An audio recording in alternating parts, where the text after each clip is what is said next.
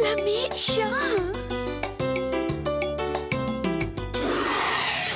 Sa mga kapuso nato diyang mahiligon og linahi nga nguyong, anay usa ka food stall sa Nakwer sa Mandawi nga di lang usa ka ordinaryong nguyong kay aduna kini nakilaing kolor. Ilado na ang og nahimong paborito, ang nguyong nga sagad makitaan sa mga pungko-pungko.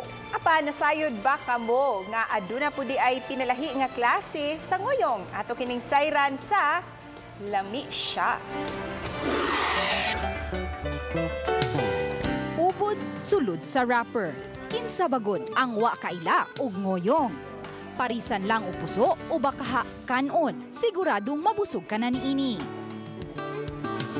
Apan ani ay food stall nga himutang sa terminal sa usa ka mall sa Mandawi City nga dili lang ordinaryong ngoyong ang ilang baligya, kundi ngoyong nga adunay nagkalain-laing kolor. Pinalahi kini kay matag color adunay iyang flavor. Ang green, vegetables ang flavor. Ang color yellow, chicken usab ang flavor. Samtang ang puti, beef usab ang flavor ni ini. Ug sa mga mahiligot sa karne sa baboy, pwede kaayo ang color red nga ngoyong. Color pink is pork. Na siya'y kamong gikuan is naay meat, naay ginaling na pork. And then ang chicken, nga nasad na ginaling manok. And then ang beef, mausad na ay ginaling nga beef.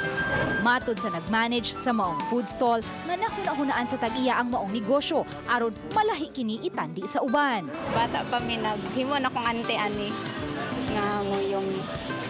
Kuan pa siya normal ra katoran siyang kuan kanang regular nga nguyong. Antod nga nakuan na siya na himo ng upat ka color. Matod usab niya nga sagad sa pamaliton sa mga customers mao ang pork ug chicken nga flavor. Amo usab gipatilaw kining usa ka babay sa among linahi nga ngoyong ug matod niya.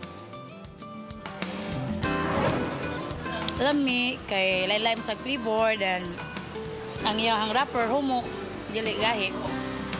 Lami jud.